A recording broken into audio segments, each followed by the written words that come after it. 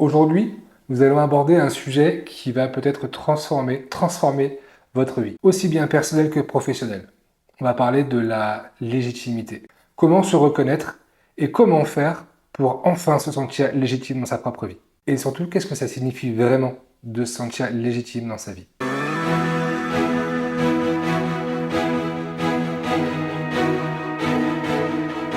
Bonjour, je suis Anthony Antique, coach business, et aujourd'hui on va aborder la légitimité sous 4 grands axes. N'hésitez pas à vous abonner à la chaîne, à partager son contenu et surtout à la partager à quelqu'un de votre entourage qui pourrait peut-être avoir besoin de ces conseils.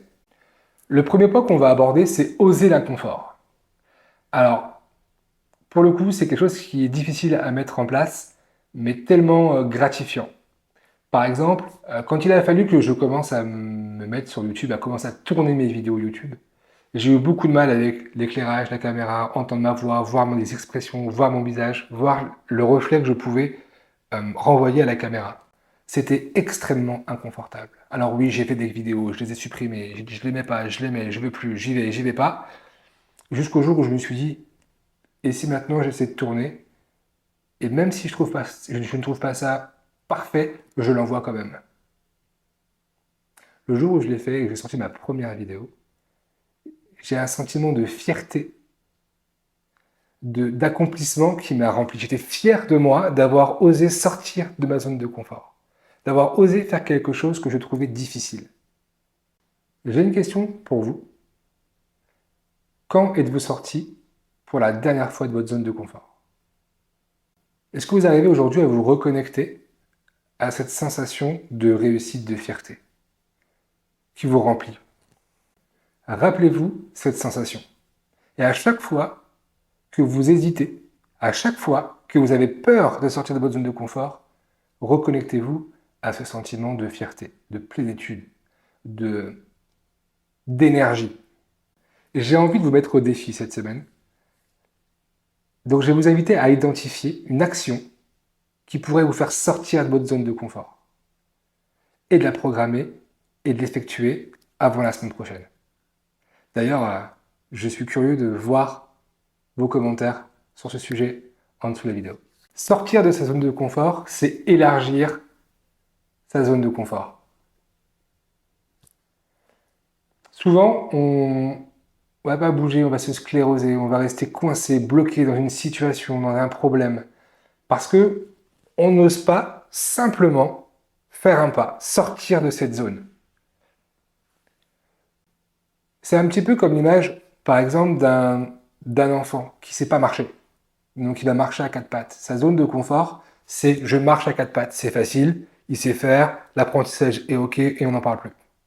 Par contre, lorsqu'il va commencer à apprendre à marcher, il va élargir sa zone de confort. Il passe de je marche à quatre pattes à je peux sortir du lit. Aujourd'hui. J'aime bien faire ces petits rapprochements. Nous, en tant qu'adultes, quand on fait le transfert, c'est un peu la même chose. Je ne sais pas, je reste dans ma zone de confort, j'ai peur d'y aller parce que je ne sais pas comment faire.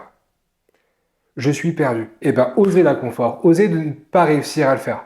Osez de ne pas maîtriser ce que vous allez faire. Juste, il faut y aller, quoi. Il faut y aller, il faut essayer, il faut tenter. Et quoi qu'il arrive, vous en sortirez toujours plus grand, toujours plus fier. Et ça va nourrir votre estime de vous, ça va nourrir votre confiance. Le deuxième point qu'on va aborder, ça va être accepter d'être temporairement nul. Alors, je sais que c'est quelque chose qui est difficile pour 98% des gens. J'en fais partie.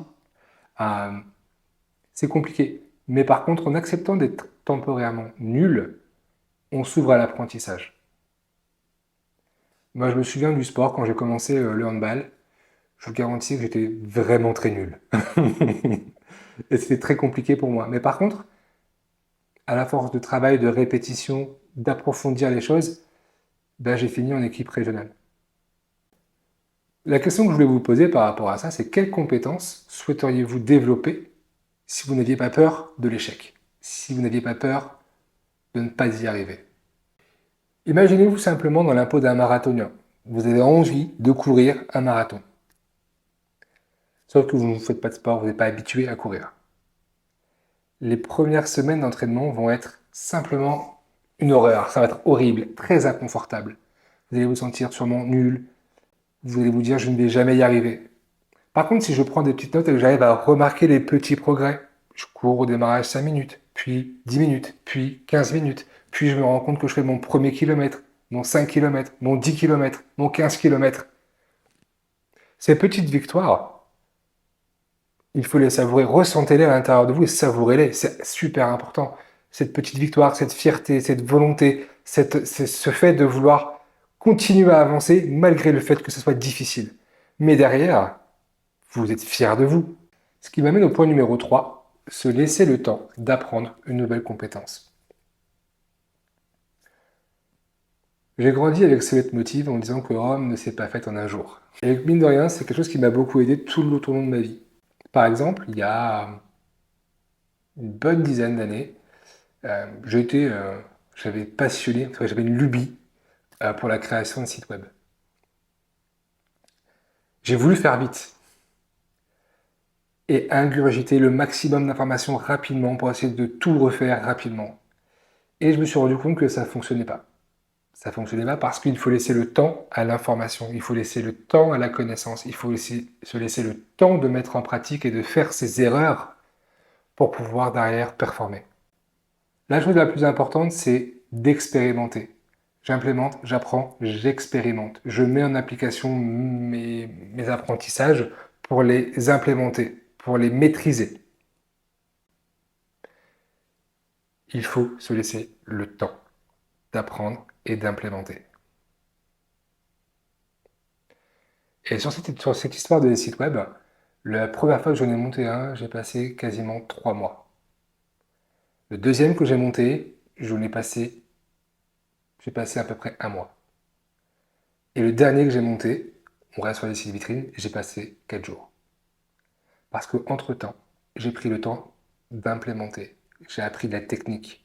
J'ai appris la façon de réfléchir un site pour optimiser mon process, en fait. Quelle est cette chose que vous avez abandonnée trop vite, sur laquelle vous avez beaucoup de regrets? Vous savez, cette fameuse formulation de si j'avais su, j'aurais pas abandonné. Si j'avais su, j'aurais persévéré. Si j'avais su, je l'aurais fait. Et je vous invite à reprendre cette chose et à le planifier, à vous fixer un calendrier réaliste. N'allez pas me dire en 3 jours c'est fini. Non, non, réaliste, pour vous laisser le temps d'implémenter vos nouvelles connaissances et de les mettre en pratique. Le quatrième point qu'on va voir ensemble, c'est l'authenticité. Quelle partie de vous cachez-vous aux autres par peur de jugement? Pour ma part, j'ai longtemps caché une partie de moi aux autres, par peur de leur jugement, par peur de ne pas leur plaire, par peur de ne pas être la bonne personne. Et j'avais peur de ne pas être la bonne personne pour les autres, de ne pas être digne d'être aimé, de ne pas être digne d'être respecté, si je montrais cette face, en fait. Ça m'a joué des tours aussi bien personnellement que professionnellement. Ou professionnellement, je cachais des parties de moi, mais ça collait pas, j'arrivais pas, j'avais peur de ne pas être à la hauteur, en fait. Juste de ne pas être à la hauteur. Le jour où j'ai décidé de renouer avec mon authenticité, avec qui je suis, j'ai un poids énorme qui est descendu de mes épaules. Je me suis senti beaucoup plus léger. Et je me suis donné le droit d'exister. Je me suis donné le droit de vivre. Je me suis donné le droit d'être libre et d'être qui je suis. Réfléchissez au bienfait d'être authentique. Réfléchissez à comment allez-vous vous sentir une fois que le jugement des autres n'aura plus aucun intérêt pour vous. Il ne faut pas oublier que le jugement des autres n'est ni plus ni moins qu'une projection de nous qu'on renvoie sur quelqu'un d'autre. Je ferai une vidéo, je pense, plus longue sur ce sujet, parce que je pense qu'elle mérite d'être traitée sur une vidéo complète. En conclusion, on a vu qu'il fallait sortir de sa zone de confort pour pouvoir avoir de nouveaux apprentissages, pour pouvoir avoir de nouveaux comportements, de mettre en application ces apprentissages et ces comportements en se laissant le temps de les implémenter, en se laissant le temps de faire des erreurs, d'ajuster, d'avancer, mais de sortir de sa zone de confort pour l'élargir.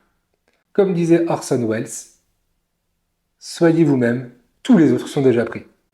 Donc c'est pas la peine, restez juste vous-même et revenez à l'essentiel. N'hésitez pas à partager cette vidéo à une personne qui pourrait avoir besoin de ces conseils. Et quant à vous, n'hésitez pas à vous abonner et à nous rejoindre sur nos réseaux sociaux.